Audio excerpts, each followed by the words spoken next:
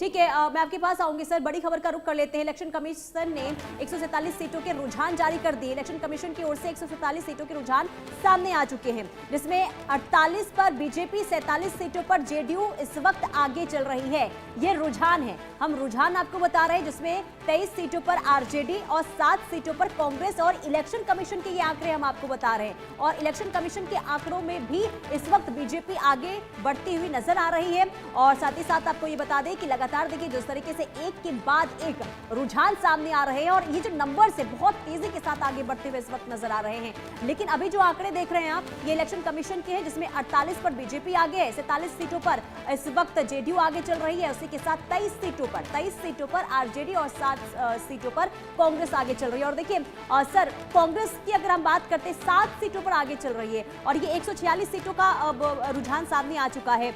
अब क्योंकि कांग्रेस, क्या माना जाए कि महागठबंधन के लिए कमजोर कड़ी यहां पर साबित हो सकती है क्या सर? राहुल लाल सर, देखिए, अभी तक के जो रुझान हम लोग को दिख रहे हैं, उसमें कहीं न कहीं थोड़ा सा लग रहा है कि कांग्रेस का प्रदर्शन जिस रूप में होना चाहिए उस रूप में नहीं है। हालांकि 2020 जैसा प्रदर्शन तो दिखाई दे रहा है कि 2020 में वो 19 सीटों के वो उन्होंने जीती थी, लेकिन वो कांग्रेस का एक बेहतर पक्ष नहीं था। 70 में से 19 वो जीती थी, अभी 60 में से 16 पे वो लगभग आगे चल रहे हैं। हम लोग देख सकते हैं कि अगर यहाँ पे एनडीए खेमे को देखें तो 71 पे जदयू और 67 पे बीजेपी, यानी कि तमाम घटक दल कुछ ना कुछ सहयोग करते हुए नजर आ रहे हैं। तो यहाँ खुद एनडीए और बीजेपी और जदयू के बीच में जो है कि वो नंबर 1 बनने की एक होड़ की स्थिति नजर आ रही है। लेकिन महागठबंधन में टेली में देखिए, अभी भी आप देखें तो आरजेडी का प्रदर्शन काफी बेहतर दिखाई दे रहा है, वो अभी भी 57 पे है।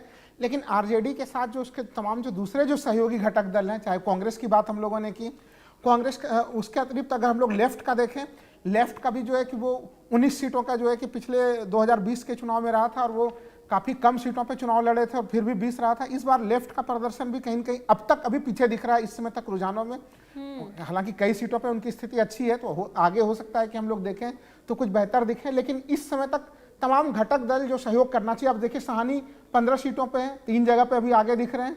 तो इसलिए जो महागठबंधन और जो एनडीए के खेमे में जो अंतराल दिखाई दे रहा है, उसका कारण ये है कि यहाँ पे आरजेडी को कोई दूसरी पार्टी उस तरह से सहयोग करते हुए नजर नहीं आ रही है। जबकि एनडीए में तो हम लोग देख रहे हैं कि जदयू ही नंबर 1 पे चल रही है, और जिसकी पहले से संभावनाएं जताई भी जा रही थी।